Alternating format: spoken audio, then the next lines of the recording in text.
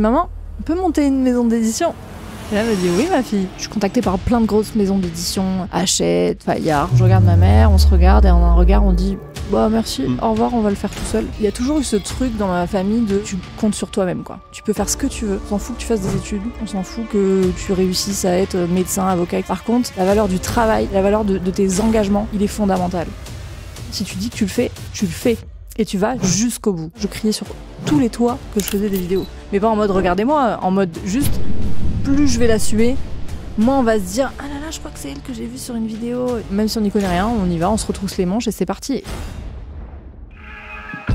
Bienvenue sur le podcast High Value Entrepreneur, je suis Roger. Les entrepreneurs cool et performants dont tu penses qu'ils n'ont pas besoin d'aide et qui parfois sont dans mon podcast sont ceux que j'accompagne. Ce podcast est produit par Tête de Tigre, l'agence de podcast, audio et vidéo. Si tu veux des histoires et des invités encore plus dingues, abonne-toi, commente et partage ce podcast. Bon visionnage et bonne écoute.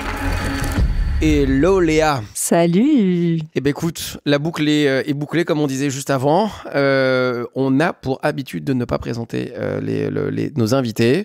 Et cette saison, on leur pose tous la même question. Cette question, je te la pose tout de suite. C'est quelle est l'anomalie de ton parcours que tu aurais aimé éviter et qui finalement se révèle être un super atout dans ta vie d'entrepreneur avec un E ou entrepreneuse et de femme. Raconte-nous tout, on t'écoute. Alors, anomalie, plutôt psy complexe, tu vois. Quand j'ai commencé, moi en fin 2010, ça remonte, j'ai commencé sur YouTube. À l'époque, la grosse tendance, c'était le blog. Et moi, écrire, c'était pas du tout mon truc, en fait. Genre vraiment, j'ai jamais été forte à l'écrit, j'ai toujours été à l'aise à l'oral. Et l'époque des blogs, ça me posait un petit problème parce que j'avais envie, moi, de partager des choses, mais tu vois, à l'écrit, c'était pas possible. Donc, quand YouTube est né, à l'époque où c'était ni un métier, ni une tendance, ni rien du tout, et que j'ai commencé à voir que, en fait, il y avait un petit monde parallèle où des femmes et des hommes, alors les hommes étaient très gaming, les meufs étaient très beauté, donc c'était encore malheureusement trop, tu vois, binaire. Heureusement, ça a évolué depuis, mais à l'époque, en voyant ça, je me suis dit, punaise, mais en fait, je vais faire de la vidéo, en fait, je vais parler, je n'ai pas besoin d'écrire. Et c'est comme ça que ça a commencé. Et bon, c'était le premier pas dans l'entrepreneuriat. À l'époque, j'avais pas trop cette idée. C'était pas un métier, mais on va dire que c'était au début un peu l'anomalie, le complexe qui a fait que j'ai trouvé une autre solution et que des années plus tard, je suis toujours là à utiliser ma voix dans les vidéos, dans les podcasts, dans plein de trucs. Forcément, cette anomalie, elle remonte à quelques années maintenant, parce que ça fait longtemps que tu fais, qu'on te connaît ou que les gens vont te découvrir ou te redécouvrir, en tout cas c'est l'intention aujourd'hui.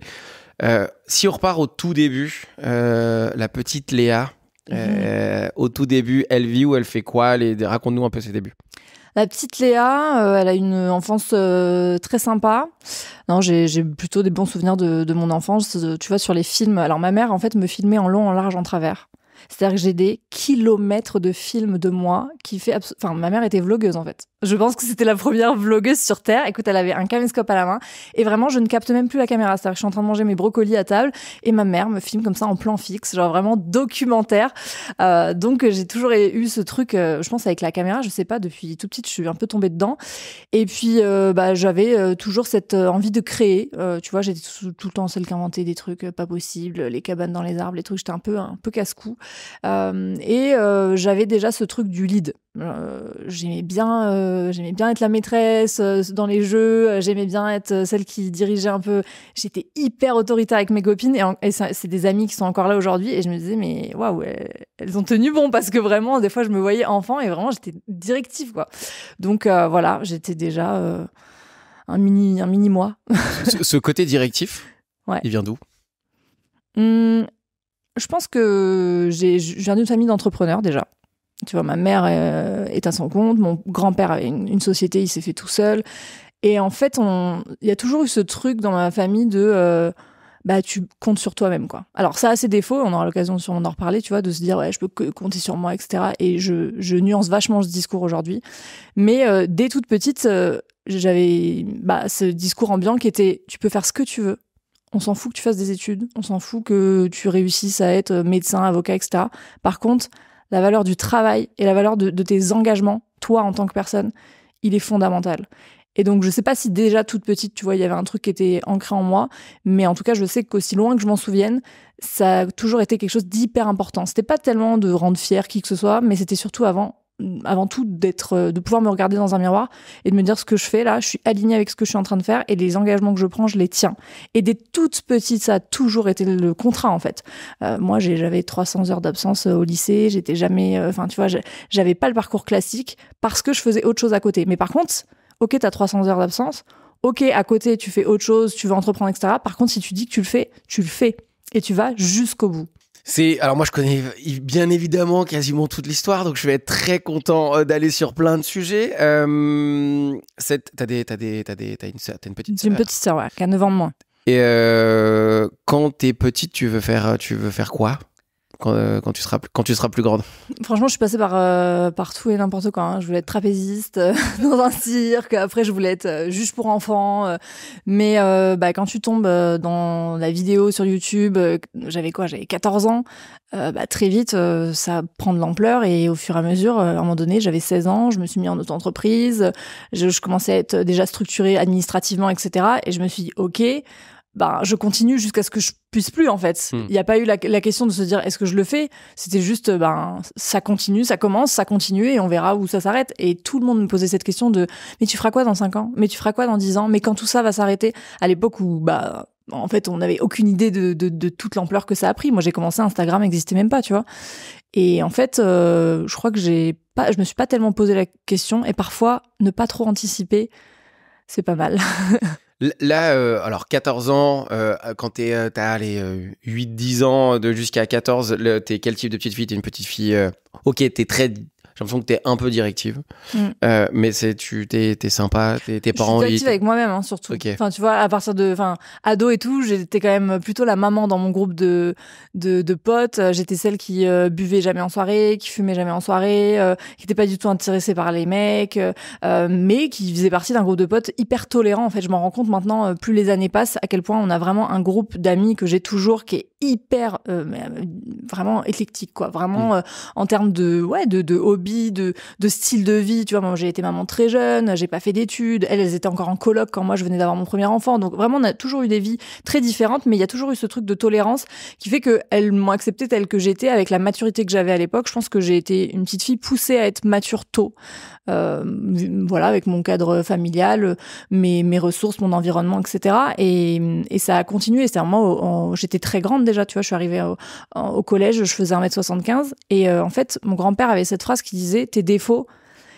ou tes différences, ce que tu considères toi comme être un défaut ou une particularité, mets-les tellement en avant que les gens ne pourront pas t'attaquer dessus.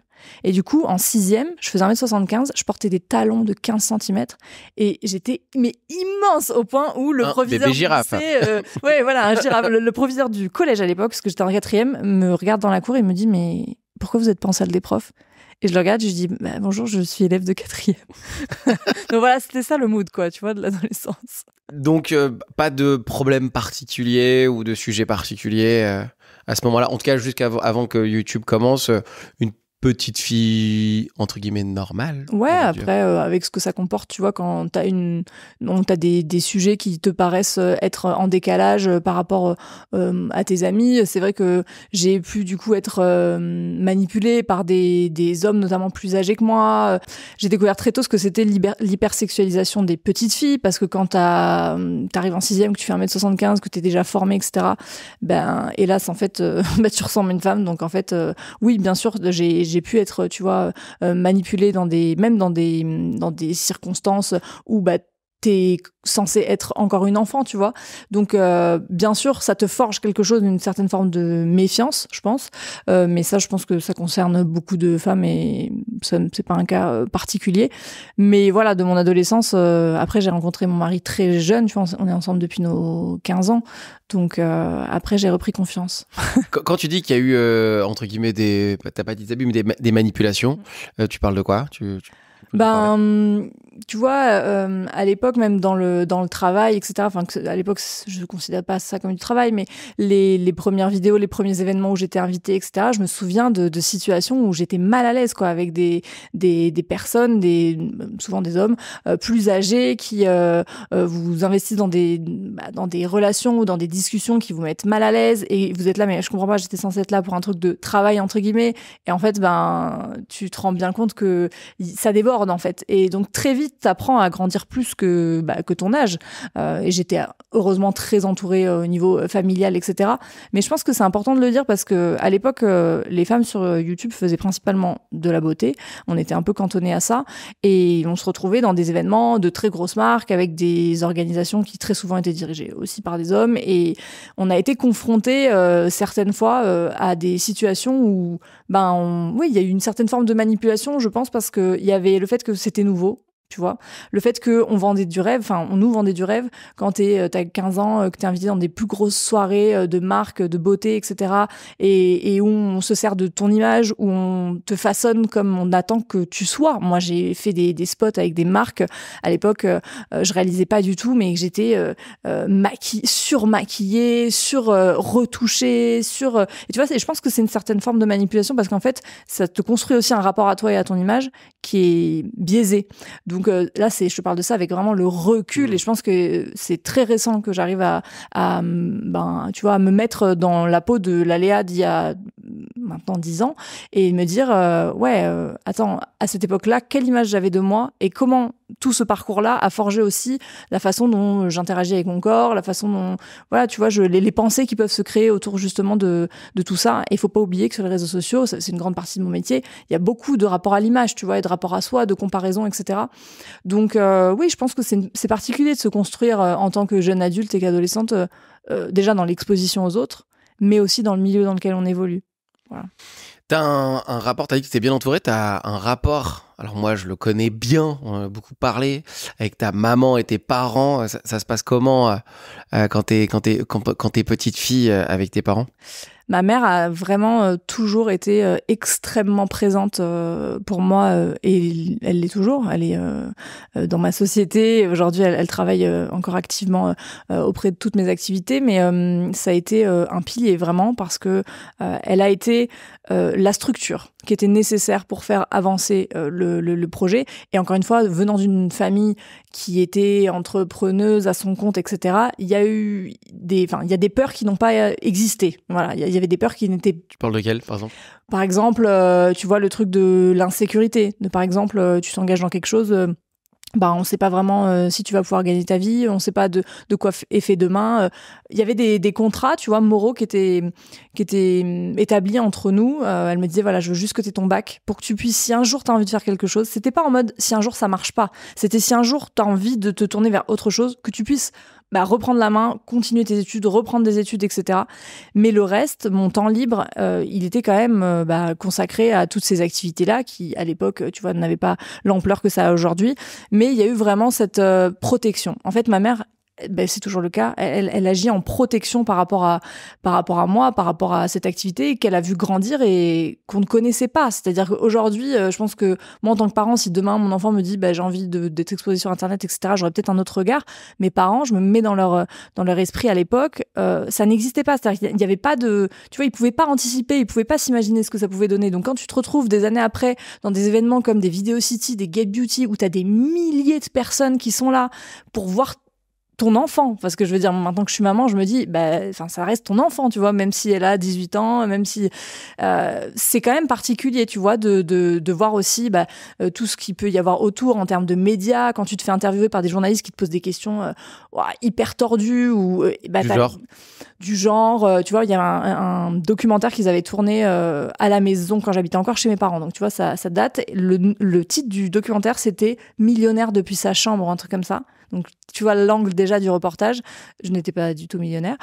Comment ça, t'étais pas millionnaire ? J'habitais encore chez mes parents et tout. Et tu vois, le truc était complètement... en fait, on décrit une image de ton enfant qui est déformée. Et tu dois aussi dealer avec le fait que les gens racontent une autre histoire par rapport à celle que tu connais et que tu vis toi au quotidien. Donc, je pense que ça a dû être particulier quand même. Mais elle a toujours... Ma mère, elle est extrêmement investie, intéressée, tu vois. C'est vraiment un bonheur de pouvoir partager tout ce qu'on sait de l'entrepreneuriat, de ses doutes, de ses défis, etc. avec une personne en qui tu te dis je connais ses intentions et j'ai totalement confiance. Et ça, c'est tellement rare dans le parcours entrepreneurial, on aura l'occasion d'en parler, que je sais que c'est un de mes piliers, quoi. Enfin, de toute façon, mon mari et ma mère, vraiment, je suis un peu cliché, mais c'est mes deux piliers. Franchement, il y a beaucoup de gens. Ouais. En fait, c'est juste que les gens n'ont pas l'occasion de le dire, mais je pense que moi, pareil, les gens de monde, les vraies personnes dont je peux compter, c'est, je vais pas dire mes enfants parce qu'ils sont tout petits, mais il y a ma femme et il y a mes frères, tu vois, genre, voilà. qui sont, je sais que c'est quoi qu'il arrive, que je gagne de l'argent, que j'en gagne pas. Il n'y a pas de sujet, mais je pense qu'on est nombreux dans cette thématique à avoir 2-3 piliers. C'est trop important. Pas plus, tu parles beaucoup de ta maman. Oui. On entend moins parler de ton papa. Est-ce que tu peux nous en parler? Mon papa, il est plus discret. Mon père, il est à son compte aussi, tu vois. Donc vraiment, j'ai vraiment des modèles de parents qui se sont un peu construits tout seuls. Mais je sais que c'est un soutien. Je sais, mon père, c'est du genre à ne jamais me dire que je suis fière de toi, mais le dire à tout le monde quand je suis pas là. Tu vois? C'est-à-dire qu'il y a vraiment ce truc où il va parler de ce que je fais avec fierté quand je suis absente auprès de son cercle social, auprès des gens qu'il rencontre, etc. Mais face à moi, il va pas avoir forcément... Il est très dans la pudeur, en fait. Et quand t'es ado, t'en veux, tu te dis, mais pourquoi est-ce qu'il est pas capable de me dire c'est bien et que c'est tout le temps juste pas mal ou... Et encore, le pas mal, il faut que t'ailles le chercher, quoi, pour entendre c'est pas mal. Et puis avec le recul et avec le travail que j'ai fait sur moi beaucoup ces dernières années, je sais aussi que c'est lui-même n'a pas reçu en fait de félicitations, d'encouragement. Et quand on se construit avec l'absence d'empathie, d'amour, de reconnaissance, de confiance, c'est difficile de le transmettre plus tard. Et voilà, donc je sais qu'il est fier de moi, je sais que je peux compter sur lui, tu vois, mais il faut accepter aussi de ne pas attendre que l'autre devine tes besoins et de pouvoir l'exprimer. Et je sais qu'avec mon père, c'est ça. J'attends pas qu'il me dise ah mais tiens, j'ai pensé à toi, j'ai fait ça, etc. Il attend que je lui dise papa, là j'ai besoin de toi pour ça, et il sera là. Et c'est ok en fait, voilà. Mais ça demande parfois. T'as pas essayé de lui soutirer un papa, tu pourrais me dire je t'aime quand même. Non. À mon mariage, il l'a dit, et comment te dire que toute l'assemblée s'est effondrée, c'est-à-dire ses sœurs, enfin tout le monde, parce que les gens la valeur du... Les gens n'ont tellement pas l'habitude de le voir s'exprimer que ça a bouleversé tout le monde. Vraiment, sur la vidéo de mon mariage, tout le monde pleure. Mais vraiment, tu vois, le truc un peu dramatique, mais parce que vraiment, je pense personne s'y attendait. Et moi, la première. Donc, non, mais j'accepte. Okay. Ouais, mais, au moins, mais je l'accepte. Je suis plus en colère, tu vois. Voilà. Là, on a avancé, moi, je vais reculer un petit peu sur cette historique. Là, t'es pas encore dans la manière où on avance. T'es proche de rentrer dans le jeu de YouTube. Ça se passe comment? À quel moment tu te dis c'est parti. C'est parti. Je vais faire des vidéos. Je sais que tu commences par le make-up à la base. C'est la porte. Parce que c'était aussi ton époque et c'est aussi ce que t'avais envie de faire. À quel moment tu te dis je vais faire des vidéos et je vais les publier sur YouTube? En fait, ça a commencé donc avec cette envie d'utiliser le média de la vidéo. En fait, je pense que j'aurais pu parler de n'importe quoi si l'époque et la mode étaient à la couture. J'aurais peut-être parlé de couture alors que je n'en savais rien parce que fondamentalement, je ne sais rien au make-up et tu vois, encore aujourd'hui, je suis pas du tout une make-up artiste comme certaines l'ont été, vraiment à collectionner les produits, etc. Je pense que je suis arrivée avec une envie de transmettre quelque chose. J'avais envie de créer. Le média de la vidéo me plaisait vraiment énormément.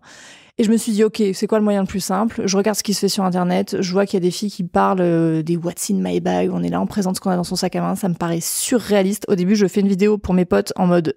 je me moque du truc, donc c'est hilarant. Enfin, vraiment, je n'ai jamais retrouvé cette vidéo, mais j'aimerais beaucoup la revoir parce que vraiment, je me fous de la gueule de moi des mois plus tard, tu vois. Genre en mode, je vais montrer ce qu'il y a dans mon sac à main, etc. Et je me dis, mais c'est surréaliste. Et en vrai, quand tu le dis de façon linéaire comme ça, des meufs qui se filment en train de montrer ce qu'elles ont dans leur sac à main, tu te dis, bon, d'accord. Donc il y a eu ce truc en très longtemps associé à la superficialité, mais en réalité, je pense que ça a été comme tu l'as dit, un truc d'époque et de société en fait. On est dans une société qui est quand même patriarcale, on peut pas le retirer. Donc on cantonne en fonction de ton genre certains sujets. Et à l'époque, c'était encore plus présent que maintenant. Aujourd'hui, t'as des femmes qui parlent de science, qui parlent de politique, qui parlent de cinéma, et c'est génial. Mais à l'époque, les meufs parlaient de beauté. Et quand on a vu celles qui ont osé faire autre chose, les Natou, les Andy qui faisaient de l'humour, et comment elles se sont fait laminer, défoncer, harceler. Enfin, c'était terrible, tu vois. Elles ont vraiment, et d'ailleurs certaines ont arrêté aussi à cause de ça. Je comprends que quelque part on se soit cantonné à ça pendant un petit moment avant que ça évolue, donc on est parti sur la beauté, même si je n'y connaissais rien. J'ai commencé à allumer ma caméra, mon vieux caméscope de mes parents À l'époque, il y avait même pas de carte SD, il fallait le brancher à l'ordinateur. Enfin, vraiment du bricolage. Mais c'est pas grave. Et ça vaut pour n'importe quelle personne qui souhaite commencer. Au début, tu bricoles et c'est OK parce que tu connais l'intention que tu as derrière. Et moi, je voulais créer. Donc, j'ai branché cette caméra, je me suis filmée en train de parler de mes produits de vacances, de trucs, de machin. Et à l'époque, on n'était pas beaucoup sur le marché, quelque part. Donc, ça a pris petit à petit. Et puis, j'ai atteint les 100 000 abonnés en 2016. Et là, ça a été le tournant. À l'époque, 100 000 abonnés, c'était beaucoup. Bah, déjà, aujourd'hui, c'est quand même pas mal. Déjà, Ouais. 100 000. Je nous souhaite qu'on ait 100 000 euros. 100 000 euros. Aussi. Qu'on ait aussi également avec, au minimum, 100K rapidement avec ce podcast. C'est déjà beaucoup. Juste avant d'aller sur cette partie-là, est-ce que, qu'est-ce qui se passe? En fait, tu commences, les premiers retours, tout ça, ça se passe comment? En fait, tu fais ces vidéos, tu te lances, tout de suite ça prend ou pas du tout? Je me souviens pas tellement en termes de stats et tout, parce que ça voudrait rien dire à l'époque, parce que, enfin, maintenant, par rapport à ce que c'était à l'époque, je me souviens juste que il y avait pas du tout le harcèlement, les commentaires négatifs et tout ça, c'est arrivé beaucoup plus tard. Parce qu'en fait, c'était tellement un truc de niche que que tu te retrouvais sur YouTube à regarder des vidéos beauté, alors que la plupart des gens sur YouTube ils regardaient des clips. Enfin, à l'époque, c'était ça. C'est que t'avais un peu un intérêt. Tu regardais pas une meuf qui faisait un What's in my bag ou se maquiller ou une morning routine ou que sais-je, en mode je tombe dessus par hasard, tu vois. Donc il fallait un peu chercher le contenu. Donc on avait des gens qui étaient hyper investis et qui commentaient vachement. Et il y avait une relation de proximité qui moi me manque. Et c'est pour ça que YouTube, j'ai jamais abandonné ce format. Tu vois, je sais que beaucoup de mes collègues ont abandonné ce format parce que ça fait beaucoup moins de vues, etc. C'est beaucoup moins viral. Mais moi, c'est un format que j'ai toujours apprécié parce que tu vois, en termes, on en reparlera, mais en termes de communauté, si on parle purement business, de clientèle, vraiment de cœur de cible, etc., c'est pour moi aujourd'hui des personnes qui sont les plus fidèles, les plus loyales et les plus niches, quoi, dans ce que tu as envie aussi de proposer. Et à l'époque, je l'analysais pas comme ça, mais c'est vrai que j'ai toujours eu ce lien. Il y avait, comme je te dis, il y avait pas vraiment de ce truc de on va se juger ou voilà, c'était très bon enfant. Mais je me souviens que au début, la première youtubeuse, dis-toi, avait 7000 abonnés. Donc vraiment, ça a démarré. France. Ouais, en France. C'était qui? Je crois que c'était Julie Love Mac 07 à l'époque, elle s'appelait. Voilà. Okay. Elle existe encore ou Ouais, elle a monté sa marque de cosmétiques et tout, très stylée, voilà. Mais c'est vrai que elle faisait du make-up, elle a toujours été vraiment passionnée par le make-up et tout. Donc quand on est arrivé, 7000 abonnés, c'était le Graal pour nous. Donc tu vois, ça s'est fait vraiment petit à petit quand même. Donc tu vois que les choses prennent. T'es à l'école, t'es hyper jeune. Tes parents, ils réagissent comment quand tu vois que tu fais ça? Mais ils captent pas trop, en fait, je crois. Enfin, tu vois, ils réalisent pas trop ce que ça signifie, poster sur Internet, la vidéo. Enfin, ils comprennent, mais je me souviens pas qu'on ait eu des discussions autour de ça. Je pense je me souviens qu'ils étaient assez plutôt encourageants là-dessus. Après, peut-être qu'ils regardaient ce que je faisais, tu vois, par sécurité, mais on n'a jamais eu de truc où ils m'ont dit oh là là, on a vu que t'as publié ça, enlève-le, c'est dangereux, ou ça nous plaît pas, ou non, jamais. Ça s'est fait vraiment petit à petit, et au fur et à mesure, enfin, tu vois, la première opportunité que j'ai eue, première fois on m'a dit bonjour, on aimerait te payer pour parler de ça. J'étais là, pardon? Enfin, c'est-à-dire, je ne comprends pas. Est-ce qu'on peut reprendre? Parce que là, moi, je fais ça gratos depuis des mois. Et là, je suis allée voir bonjour, papa, maman. Là, j'ai reçu un mail. Avec quel âge? Franchement, je devais avoir 15 ans, même pas. Ouais. Non, c'était le début, hein. Donc, quelques années après avoir seulement commencé, quoi. Ouais. Et toi, qu'est-ce qui se passe dans ta tête à ce moment-là? Tu te dis... Je me dis, c'est dingue. Je pense que vraiment, je me souviens... je me souviens vraiment avoir pris le temps de me dire, OK, qu'est-ce que je vais leur proposer de quali, quoi. Enfin, parce que, tu vois, à partir du moment où tu as un enjeu financier, alors déjà, les produits me plaisaient, ça a toujours été hyper important pour moi. D'ailleurs, je m'étais créé des contrats et tout. Non, mais tu sais que moi, on me prenait pour une folle dans le YouTube Game à l'époque. Hein. Mes collègues de l'époque, là, à qui j'ai dit, mais comment ça, vous avez pas de grille tarifaire? Vous faites pas signer des devis et tout? Elle me disait, mais comment ça, grille tarifaire? De quoi tu parles? Je dis, mais moi, ma mère, elle m'a tout de suite dit, il y a un truc financier, un échange, machin, on cadre. On contextualise. Et puis surtout, t'es dans les règles. C'est-à-dire que moi, chaque euro a été déclaré à l'époque où, je me souviens, mes collègues me disaient, mais on sait pas comment faire, tu vois. T'as 16 ans, auto-entrepreneur, c'est un truc qui existe, qui vient de se lancer. Je savais même pas qu'on peut être auto-entrepreneur à 16 ans. Ouais, tu peux. Si t'as une autorisation parentale, enfin à l'époque, c'était comme ça. Et voilà, donc tu cadres et tu fais des trucs qui sont hyper relous, mais qui sont hyper nécessaires. Et vraiment, premier conseil que je donne à tout le monde, quand on me dit, c'est quoi ton conseil pour entreprendre? C'est comptable, avocat. comptable, avocat, genre vraiment vos premières dépenses, voilà, cadrez-vous genre là-dessus, parce que quand t'avances et qu'après ça te retombe sur la gueule, ça peut être fatal. Donc entourez-vous bien. Moi, là-dessus, je suis formelle. Donc là, le game commence. Ouais. T'aimes ce que tu fais à ce moment-là? Genre, J'adore. Ouais. J'adore et j'aime toujours. Enfin, le jour où j'aimerais plus, vraiment, j'espère que j'aurai arrêté. Donc là, le jeu commence sur YouTube. Dans ta tête, tu te dis que tu vas faire ça et que tu vas continuer de faire ça, ou tu te dis, je vais faire les deux en même temps, et l'école, finalement, c'est pas... Pourquoi pas, quoi. Ouais, au début, tu vois, je me dis, bon, là, ça va être compliqué d'en vivre quand même, hein, parce que c'était pas les budgets d'aujourd'hui. Hein. On va pas se mentir, je crois que mon premier cachet pour une vidéo dédiée au produit, je pense que c'était genre 150 balles. Donc, hors charge. À 15 ans, à 15-16 ans. Non, mais oui, mais c'est ouf. Ouais. Mais je veux dire, tu ne peux pas en vivre, je veux dire... Non, tu te dis pas, genre, je vais vivre toute ma vie avec des vidéos comme ça. Tu te dis pas, j'arrête l'école, c'est parti, tu vas surtout à l'époque. Donc non, c'était ouf pour l'époque. Et pendant très longtemps, vraiment, moi, j'étais pas une très grosse dépensière. Donc, je mettais de côté, je réinvestissais dans du matériel, etc. J'avais vachement conscience de ça très tôt. Parce que il y a toujours ce truc quand même de te dire, tu sais pas combien de temps ça va durer. Tu vois, et je pense que alors ça, c'est le propre de l'entrepreneuriat aussi, c'est que moi, j'ai toujours cette petite voix, et tu vois, on a eu l'occasion d'en discuter en coaching, mais ce truc de la peur de demain, c'est pas un truc qui me freine, aujourd'hui, plus du tout. Genre, je m'empêche pas de faire des trucs en disant, ah, mais peut-être que ça va mal se passer ou quoi, pas du tout. Mais par contre, c'est plus un truc de conscience de la valeur de l'argent, et de la valeur de ce que ça coûte, et de la valeur de, tu vois, et ça a toujours été, parce que je viens d'une famille où c'est comme ça, en fait. Mon grand-père, il avait 150 salariés, c'était sur une très grosse boîte, etc. Mais chaque euro dépensé devait être bien dépensé, et c'était pas le flambeur, quoi, tu vois. Et je pense que c'est resté ça, dans ma façon de gérer. Il y a eu tout ce truc de gestion. Donc, ça a commencé, on a fait des vidéos, on gagnait des cachets de 150, de 200, de 300, 500, et puis ça a augmenté. Et en fait, dans un premier temps, t'es nourri, logé, blanchi chez tes parents, t'as cet argent qui rentre, et tu te dis, ok, genre, où est-ce que je vais, comment ça va se passer?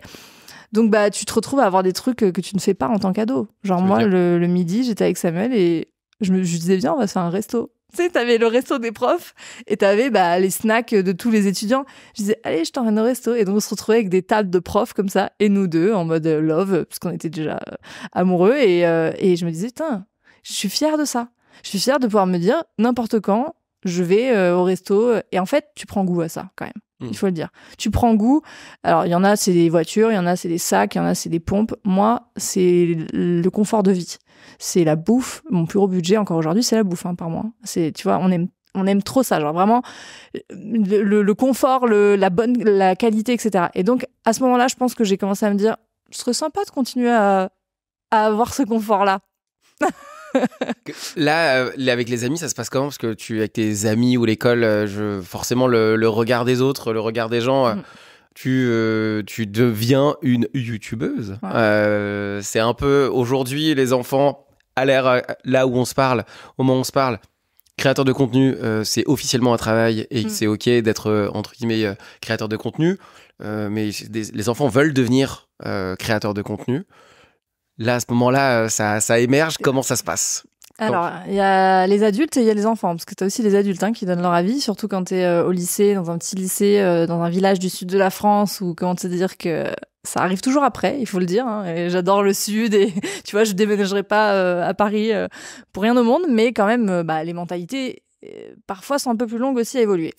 Donc, comment ça a été vu? Alors déjà, moi, j'ai toujours appliqué le truc de mon grand-père qui disait, tes petites particularités, tu les mets en avant. Donc moi, je criais sur tous les toits que je faisais des vidéos. Mais pas en mode, regardez-moi, en mode juste, plus je vais l'assumer, moins on va se dire, ah là là, je crois que c'est elle que j'ai vue sur une vidéo. Tu vois, ce truc-là où à la fois tu publies, mais en même temps tu veux pas être reconnu, machin, etc. Donc tout le monde savait que je faisais des vidéos. Je faisais des vidéos au lycée. Mon premier vlog, c'est un vlog au lycée. Genre vraiment, j'embarque la caméra et tout.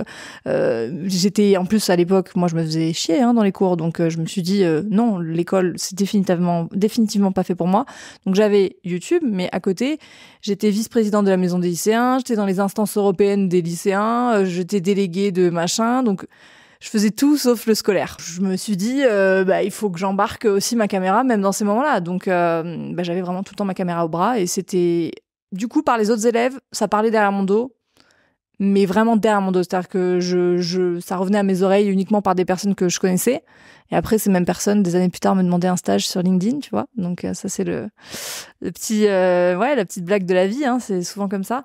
Mais donc, ceux qui trouvaient ça ridicule, mais avaient la délicatesse, en tout cas, de ne pas le dire devant moi. De toute façon, je n'en avais vraiment rien à faire. Alors là, j'allais dire, je n'en avais rien à faire. Vraiment. Vraiment, le regard des autres là-dessus. Comment t'expliques ça? Je sais pas te dire. Je kiffais ce que je faisais. J'avais un groupe de potes qui étaient là pour moi, ma famille qui était derrière moi. Je gagnais ma vie. Je kiffais ce que je faisais.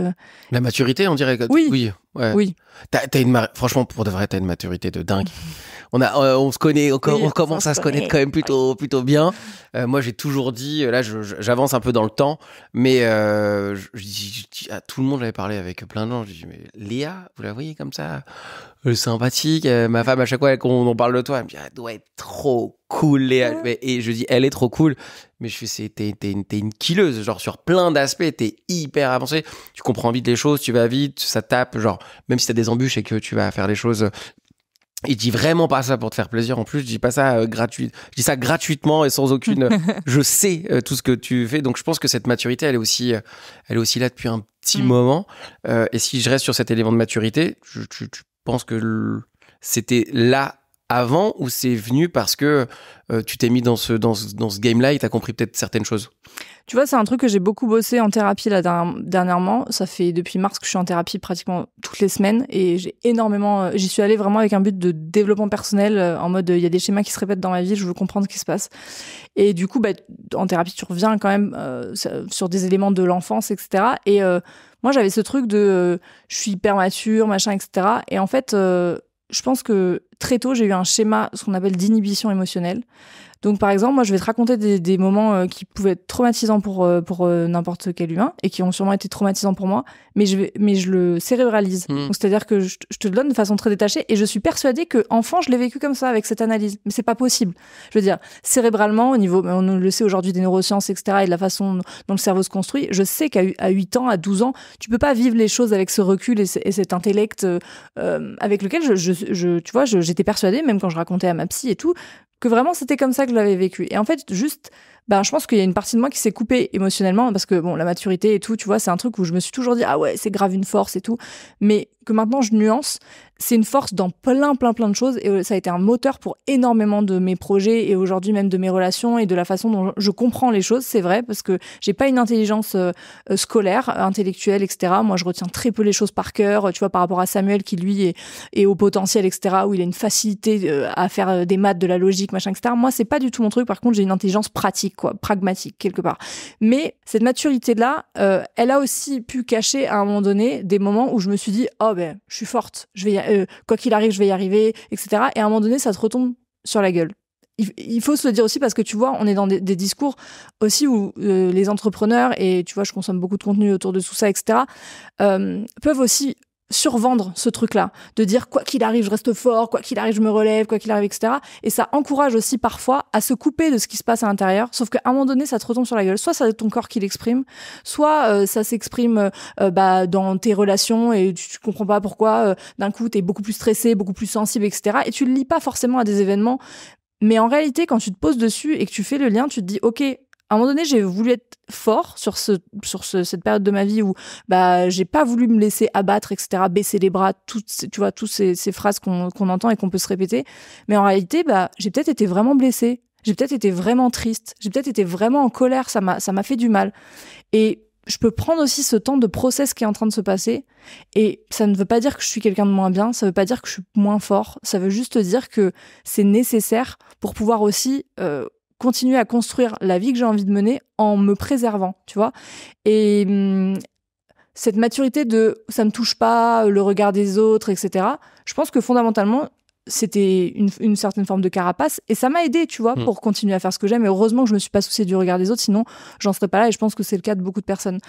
Mais t'as le droit aussi d'être touché. T'as le droit. J'ai envie de faire passer ce message, tu vois. J'aurais aimé qu'on dise à la Léa d'il y a quelques années, c'est ok en fait que ça te saoule, c'est ok que tu sois triste, c'est ok que tu doutes.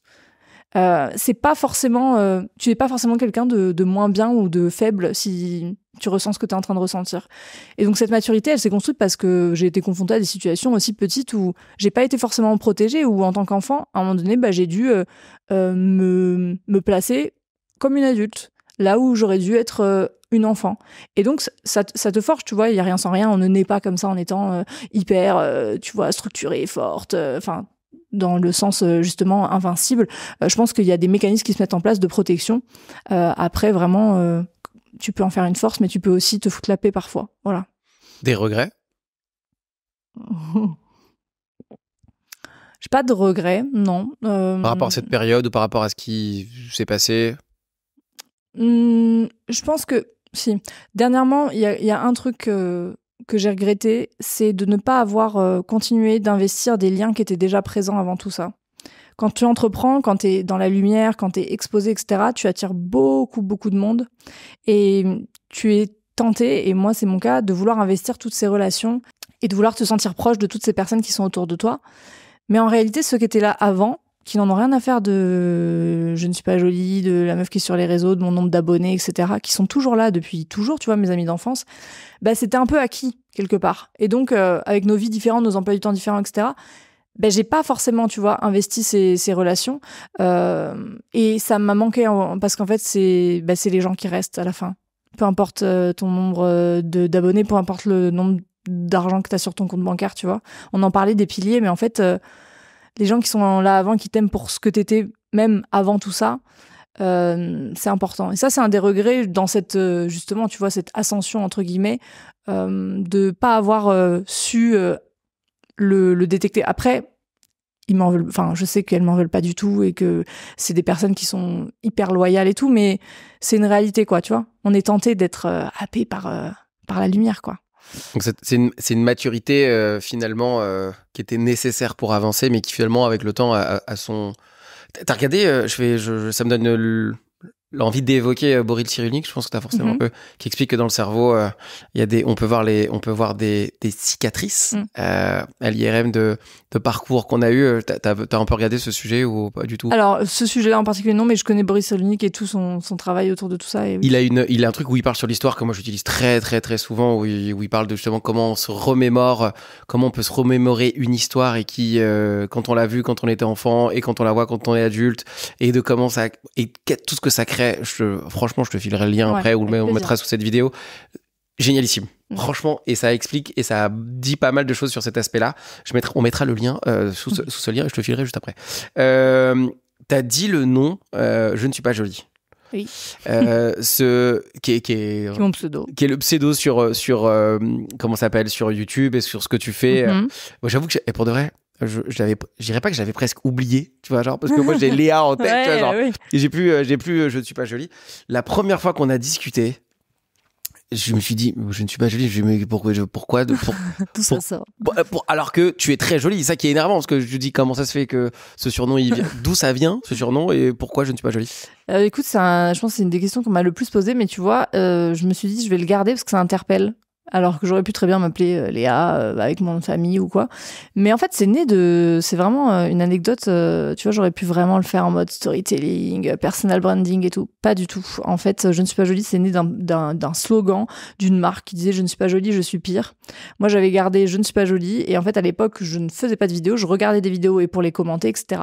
Je m'étais créé un compte sous ce nom. Et quand j'ai voulu moi-même faire des vidéos sur le monde de la beauté à l'époque, je me suis dit, mais tiens, c'est une jolie ambivalence avec le monde de la beauté.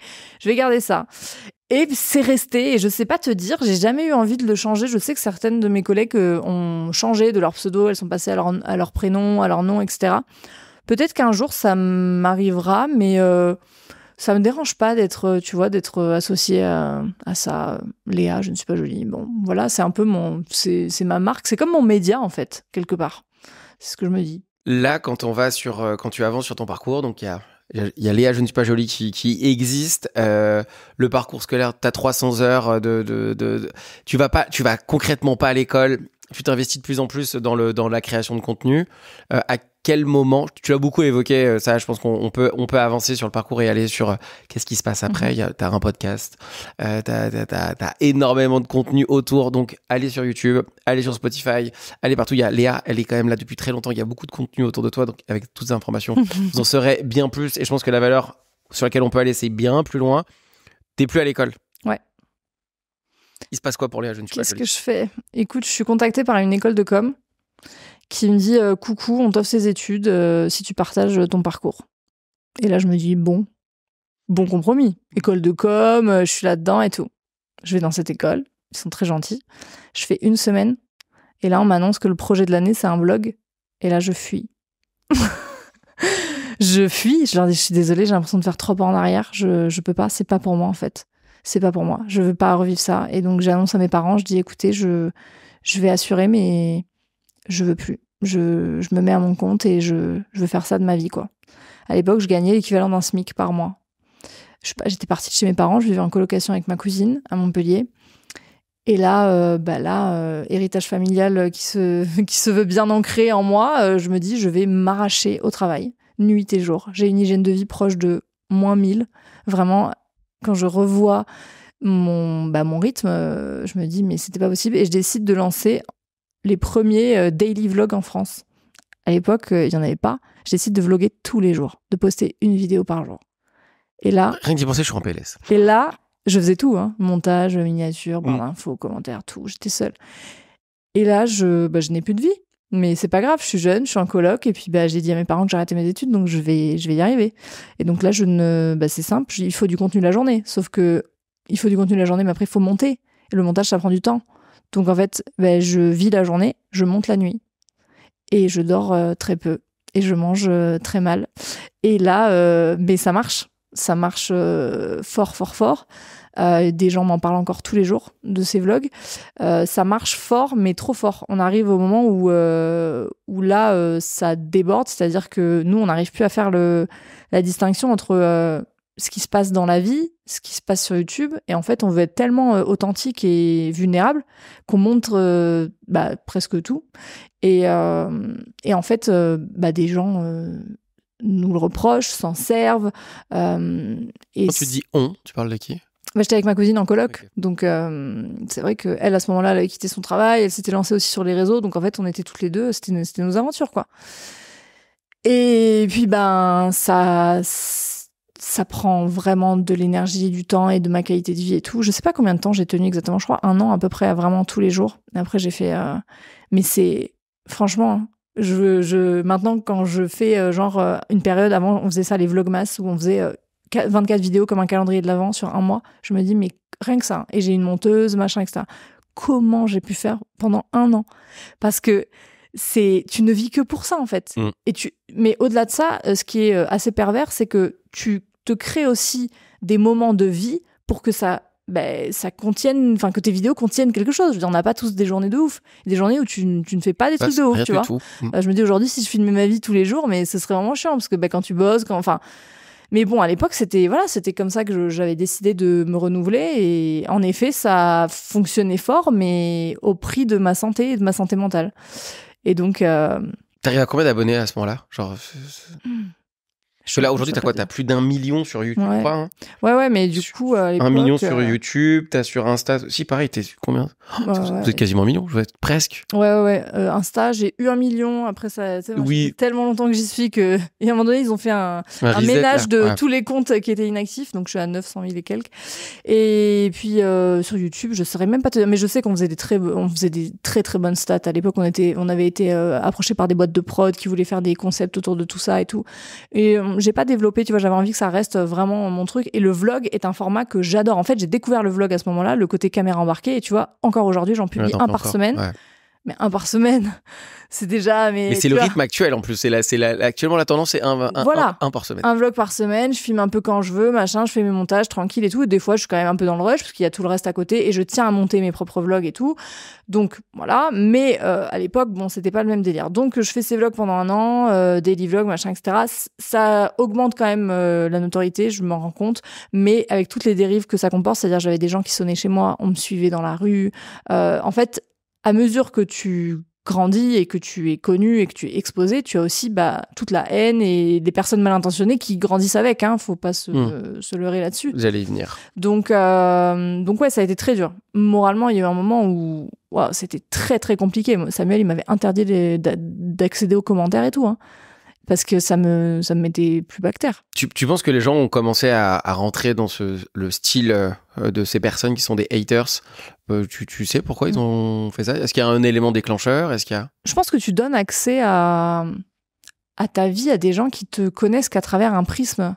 Le prisme de la vidéo, tu sais, t'es forcément dans un certain mood, quoi. Quand t'as une caméra allumée, t'as envie de faire rire les gens, t'as envie de les embarquer dans ton quotidien, etc. Donc, avec tout ce que ça comporte, et on n'avait pas la vie j'avais pas la vie de jeune fille de mon âge, etc. Donc, tu vois, on mangeait tout le temps en dehors, on était tout le temps en vadrouille, à droite, à gauche. Enfin, on partait souvent en vacances, etc. On avait une vie qui était, je pense, démesurée par rapport à la réalité des gens aussi. Donc, je pense que ça peut susciter à la fois de l'envie, de l'inspiration chez certaines personnes, tu vois, qui le prennent en mode ouais, peut-être ça m'inspire aussi à créer, peut-être pas du vlog, mais parce qu'elle va au bout de ses idées, voilà. Et t'as d'autres personnes, tu les saoules. Comme tu ne peux pas être aimé de tout le monde, sur Internet, tu ne peux pas être aimé de tout le monde. Sauf que dans la vie, tu donnes pas accès à ton quotidien à tout le monde. Là, oui. Donc, tu donnes aussi accès au jugement des personnes sur ta vie en long, en large, en travers, tu vois. Et c'est une réalité. Et je prends la responsabilité aujourd'hui de me dire, mais avec le recul, il y a des choses que je publierai pas, que je montrerai pas. Et aujourd'hui, dans mes vlogs, mais je ne montre pas le quart de ce que je montrais à l'époque. T'as eu envie d'arrêter? Bien sûr. Des centaines de fois. La première fois que t'as voulu arrêter, c'était pourquoi? Je pense que ça devait être un truc par rapport à un vlog, une polémique qu'il y a dû avoir, tu vois, un truc comme ça. Enfin, c'est difficile à encaisser parce que t'as un sentiment d'injustice un peu.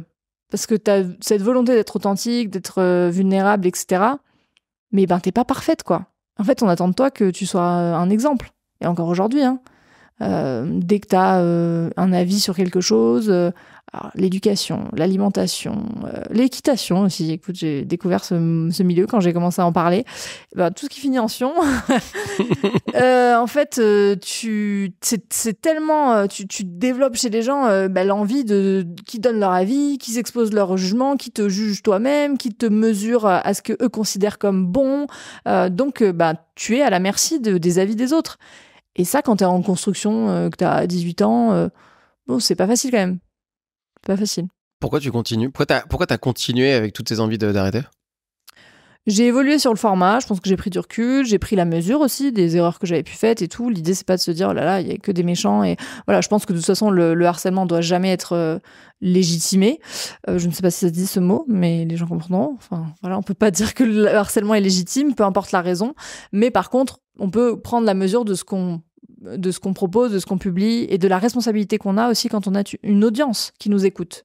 Quand on a une audience qui nous écoute, on peut pas dire tout et n'importe quoi, tu vois. Et aujourd'hui, j'en ai la mesure. À l'époque, j'étais tellement pas dans la réalisation de la portée de mes mots. C'est-à-dire quand ça reste entre toi et ta caméra, ton logiciel de montage, YouTube, etc., et des commentaires, ça reste quand même virtuel. Quand ça devient palpable et que des gens mettent en place dans leur vie des actions inspirées, influencées par toi, là, tu te dis, ok, j'ai quand même une responsabilité par rapport à ce que je propose, par rapport au contenu que je... Donc, j'ai pris du recul et je me suis dit, ok, maintenant j'ai envie de continuer parce que ça me plaît, parce que le média me fait kiffer et tout, mais j'ai envie de le faire de façon un peu plus réfléchie peut-être. T'as presque un impact politique, en fait, presque. De toute façon, oui, aujourd'hui, les créateurs de contenu, clairement. Enfin, regarde ce qui s'est passé avec McFly et Carlito qui ont invité le président, regarde, je veux dire, un Squeezie qui organise un événement, regarde, une Léna Situation, bien sûr qu'il y a un impact. Après, cette responsabilité-là, elle est quand même à mesurer dans le sens où, tu vois, quand on donne accès trop jeune à des enfants à Internet, je pense que c'est pas bon non plus et qu'il y a une responsabilité aussi de l'autre côté, de la part des parents. Quand t'as des gamins de 11, 12 ans, non, tu peux pas tenir responsable aussi la personne qui est en face, tu vois. Donc je pense que c'est partagé, mais que c'est une réalité. Aujourd'hui, ce que tu dis a une incidence. Et donc, elle peut être positive comme ne pas l'être, mais...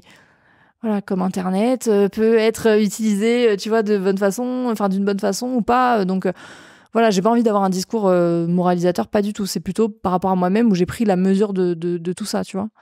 Est-ce que tu penses qu'il y aura un moment où il y aura plus de haters? Pas du tout. Pas du tout, jamais de la vie. Ouais. On y est de plus en plus. Regarde les médias, regarde la montée des extrêmes, la montée de la violence.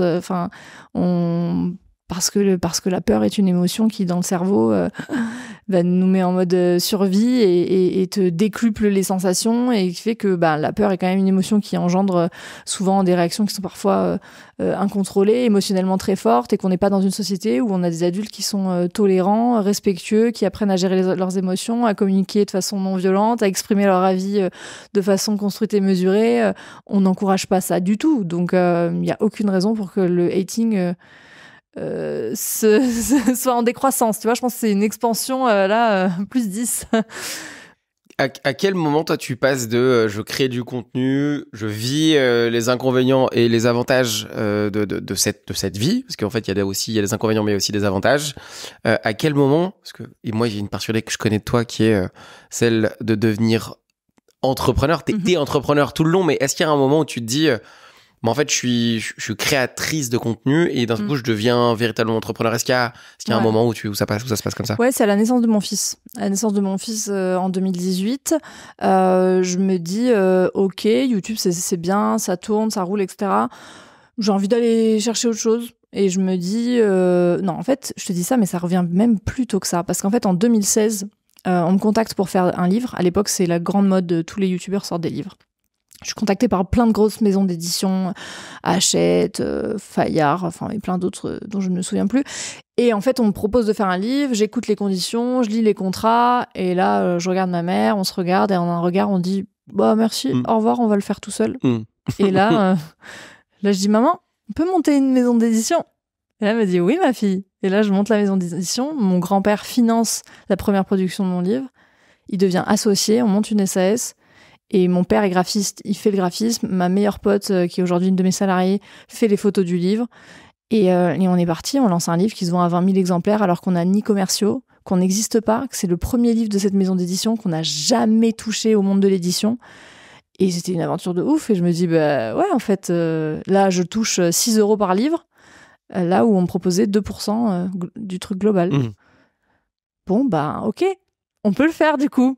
Mais encore une fois, j'ai ma mère, j'ai mon grand-père, je rembourse mon grand-père au centime près, trop fière, fierté de me dire ouais, voilà, t'as cru en moi, maintenant je te le rends et je sais que maintenant il est plus là, mais je sais qu'avant de partir, il a revendu ses parts à Samuel, tu vois, mon mari, pour 1 € symbolique ou je sais plus, mais tu vois, c'était histoire de dire. Et ouais, c'est symbolique quand même, parce qu'on s'est dit, en fait, on est capable de le faire, même si on n'y connaît rien, on y va, on se retrousse les manches et c'est parti. Et moi, ça a toujours été comme ça. Donc, il y a eu ces moments-là. Les années ont passé, pas tant de ça, puisque c'était 2016 et que je suis devenue maman en 2018. 2 ans après, je me suis dit, ok, bon, maintenant, qu'est-ce qu'on fait? Moi, je m'ennuie vite, tu vois. Donc, je me suis dit, qu'est-ce qu'on fait? Mon fils, ok, je pars d'un problème. Je pars d'un problème qui est de me dire, j'ai envie d'avoir des trucs un peu originaux pour mon fils. J'ai l'impression qu'il y a les mêmes choses partout. Sauf que quand je veux des trucs un peu originaux à l'étranger et tout, je ne sais pas comment c'est fabriqué, je ne sais pas d'où ça vient et ça me pose un problème. Et donc, je me dis, ok, on va créer, à l'époque, Cracotte et Pyjama, qui se voulait être un concept store de création française pour enfants, unique. J'allais contacter des créateurs, ils créaient des séries uniques avec des motifs qu'ils ne vendaient pas sur leur propre boutique, etc. pour Cracotte et Pyjama, et on faisait des sortes de drops de... Sauf que on n'avait pas du tout le marketing, on n'avait pas... c'était vraiment... On était sur de l'idée pure. Donc, ça a fait son temps. Ça m'a appris beaucoup de choses sur le fait qu'une idée n'était pas seulement... on peut pas se baser uniquement sur une idée pour lancer un business qui fonctionne et qui décolle. Il faut une vision claire, il faut savoir où on va. Et à l'époque, je ne savais pas du tout où j'allais. Tu vois, aujourd'hui, je me dis, mais c'était... moi, je me suis dit, ça y est, j'ai une idée. Allez, on est parti, on le fait, tu vois. Et c'est super, parce qu'en fait, c'est comme ça que t'apprends. Mais heureusement que j'avais pas 50 salariés à nourrir à la fin du mois et que j'étais encore dans ce truc un peu autodidacte. Mais ça m'a forgé. Ça m'a appris aussi que toutes les activités avec une gestion de stock, c'est relou de ouf. Disons-le. Et j'en ai encore une aujourd'hui. Tu vois, dans mes 3 activités, j'ai les réseaux, j'ai Cracotte, qui est devenu Cracotte, qui n'est plus Cracotte et Pyjama, qui a du stock, et Take Care, qui a une partie en ligne et une partie avec du stock. Donc, je sais ce que c'est maintenant. Il y a cette gestion-là qui est nécessaire, mais quand tu connais rien, mais tu te rends pas compte du tout de ce que ça représente en fait. Donc ça a commencé comme ça l'entrepreneuriat. Et puis après, tu vois, ça a bien évolué. Là, il y a un sujet. Alors, l'entrepreneuriat, c'est encore une partie très importante de ce que tu fais aujourd'hui. C'est partie même 100% de ce que tu fais avec les réseaux. Je pense que les deux, maintenant, aujourd'hui, sont... Oui. Il n'y a pas de dissociation. Les deux sont étroitement liés. Il y a une partie dont on n'a pas parlé, qui est Sam. Oui. Tu es avec le même homme depuis toutes ces années. Ouais, ça va faire 12 ans. Et ton âge déjà 27. Ouais, voilà, j'avais peur tout à l'heure, je me suis trompé, j'ai rajeuni des personnes. Ça t'aurait pas dérangé que je te rajeunisse. Mais si je t'avais vieilli, ça aurait été très chiant. Depuis très jeune, la vie amoureuse, ça se passe comment avec tous ces éléments qui viennent bousculer un peu le quotidien? Écoute, Samuel, c'est mon âme sœur. Je pense qu'on est, c'est indescriptible. Genre, si c'était pas lui, ce serait personne d'autre. On a évolué ensemble, on s'est connus hyper jeunes. Je sais pas, ça a été, je peux pas dire ça a été le coup de foudre, ça a été passionnel, ça a été une évidence, pas du tout. En fait, on s'est vraiment construit l'un l'autre et on s'est retrouvés sur des chemins. Parfois, on était complètement opposés, etc. On a vraiment accepté de se dire qu'on était en construction, qu'on devait grandir ensemble. Et Sam, il a pris un chemin qui était quand même complexe, puisque lui, il s'est lancé dans des études de médecine. Donc moi, au moment où j'ai arrêté, j'avais même pas commencé ces études de communication, je me suis mis à mon compte en me disant, allez, je me retrousse les manches. Et lui, il s'est lancé dans des études de médecine, avec tout ce que ça comporte. Donc il a fait 2 premières années. La deuxième première année, il l'a eu. Donc il a été pris à la fac de médecine de Montpellier. Je me souviens, tu vois, il s'était écrit 120 sur son tableau pendant toute sa deuxième année et il est arrivé 120e sur 3000, je sais plus quoi. Genre vraiment, je pense que c'était la première fois qu'il expérimentait le fait de se mettre un objectif et cette vision, c'était écrit en gros à côté de lui et vraiment, il est arrivé 120e. Et donc, il a eu sa première année, puis il a eu la deuxième année et puis en fait, il s'est rendu compte que ça lui plaisait pas du tout. Moi, en parallèle, j'étais en mode, je fais mon livre, machin, etc. Donc, on ne se voyait jamais. Genre vraiment, on vivait à 2 rues, l'un de l'autre. On se voyait jamais. Ça a été chaud parce que ça faisait quoi, 3-4 ans qu'on était ensemble. C'est le début du couple, t'es jeune, etc. Mais on s'est pas lâché. Je sais pas te dire pourquoi, mais enfin, si, parce bien sûr, il y avait de l'amour, etc. Mais on avait vraiment la conviction que c'était une étape relou, que là, c'était dur, mais qu'on allait y arriver. Et lui, il a arrêté médecine quand je suis tombée enceinte, parce qu'en fait, ça lui plaisait plus du tout, que le système médical, là où il s'était imaginé être un grand médecin plein d'empathie, et voilà, il s'est dit, mais en fait, ce n'est pas possible dans le système actuel, c'est très complexe, donc il a arrêté. Et il m'a dit, j'ai envie de m'occuper de notre enfant. T'as quel âge quand tu tombes enceinte? 21. Comment ils réagissent tes parents à ce moment-là? Ils réagissent bien, parce qu'en fait, on allait se marier. Je me suis mariée enceinte de 5 mois. Donc pour eux, j'étais déjà dans un truc où, tu vois, ça faisait longtemps que j'étais avec Samuel. Samuel a toujours été... c'est le fils de ma mère, hein, vraiment. Et d'ailleurs, je me souviens qu'au début, elle me disait, faut pas trop que je m'attache si jamais vous restez pas ensemble et tout. Voilà, donc... bon. Dommage, c'est toujours bien attaché. C'est ça c'est fait. Donc non, ça a toujours été... il a toujours fait partie de la famille et tout. Mes parents m'ont toujours soutenu là-dedans. Je me souviens de mon père, avec sa pudeur incarnée, qui me dit, mais comment tu vas faire pour ta robe? Genre, première réaction en mode... tu vas être enceinte, mariée, enfin voilà, mais bon, je sais que c'était plein d'amour et de bienveillance. Non, ils ont toujours été là. De toute façon, je savais où j'allais. En fait, le truc, c'est que moi, je laissais pas trop la place à ceux qui me disaient qu'il fallait pas que je fasse ce que je voulais faire, tu vois. J'étais un peu têtue et un peu, voilà, et ça a les défauts de cette qualité, les qualités de ce défaut. Enfin, tu vois, c'est un peu comme la maturité, quoi. Tu prends ce que t'as à apprendre et ça te sert dans beaucoup de situations. Donc, j'ai foncé. Et puis j'ai eu donc notre premier enfant. En plus, nous, on était vraiment très investis dans l'éducation. Alors, non pas que d'autres parents ne le sont pas, mais en tout cas, on avait envie de faire autrement que ce qu'on avait vécu. Et du coup, quand il y a certaines choses que tu veux faire différemment, tu sais, c'est un peu contre nature au début, parce que tu as des réflexes de ce que toi t'as connu, et puis de ce que les gens pensent autour de toi, etc. Donc ça a été un investissement. Ça a été vraiment un investissement. Personnel au niveau de l'énergie. Déjà, n'importe quel jeune parent, de toute façon, c'est un chamboulement. Mais quand t'es jeune, quand t'as une entreprise à côté et que tu as plein de projets, mais que tu sais pas vraiment où tu vas et que t'es les premiers à avoir un enfant, parce que nous, tous nos potes, encore aujourd'hui, Il y a pas d'enfants. Enfin, je veux dire, de mon groupe de potes du collège, on était les seuls en fait. Donc, t'es pas entouré quoi. Heureusement, on avait nos familles, mais donc t'es un peu lancé dans l'inconnu. Et franchement, ça aussi pour le couple, c'est une putain d'épreuve. Mais je pense que même vous avez hyper jeune, donc déjà jusque-là, ok. Mais en plus, toi qui bosses sur les réseaux et Sam qui est papa au foyer, et la vie est folle. Mais complètement improbable. Ouais. Surtout que là, on en parle beaucoup plus. En tout cas, on en parle beaucoup plus. C'est un sujet on se pose plus la question et on trouve de moins en moins ça bizarre. Mais à l'époque, c'était surtout quand t'arrêtes des études de médecine, tu vois. Études de médecine pour s'occuper de son fils, et sa femme et youtubeuse. Ouais. Je pense que les gens doivent se dire attends, expliquez-nous là. Toi, tu le vis comment ça? Un peu comme tout le reste, le regard des autres, je m'en tape un peu. Mais Sam, je sais que ça a été plus compliqué parce que je pense que les études de médecine, il y est allé parce qu'il y avait des attentes familiales, etc. Et que fondamentalement, je suis pas sûre qu'il aurait fait ça. Sam, je l'aurais vu prof, je l'aurais vu historien, je l'aurais vu, tu vois. C'est vrai, prof, il a ce truc de transmission, de pédagogie, et bon, je pense que ça a été un bon prétexte, le fait que Gaspard arrive pour dire là je vais me mettre en pause, etc. Mais que fondamentalement aujourd'hui quand on en discute il me dit j'aurais arrêté de toute façon, genre c'était pas fait pour moi et aujourd'hui j'aurais l'opportunité de reprendre, je ne le ferai pas. Donc je pense que c'était pas pour lui et qu'il s'est retrouvé en fait il avait besoin de se sentir utile. C'est parti beaucoup de ça, tu vois, de se dire j'ai un rôle à jouer en fait là, j'ai un rôle à jouer et lui il était là en mode en fait je veux que ça te permette aussi de toi pouvoir développer tes projets et tout. C'est fou. Enfin, je veux dire, ce mec de toute façon est incroyable. Enfin, je ne suis pas du tout objective, mais tu le connais, donc tu partages, je pense, mes sentiments. Mais je veux dire, il était déjà dans une forme d'humilité et de truc de dire, en fait, je veux permettre à ma femme de réaliser ses rêves. Et donc, je fais pas uniquement pour ça. Je vais aussi m'occuper de notre enfant.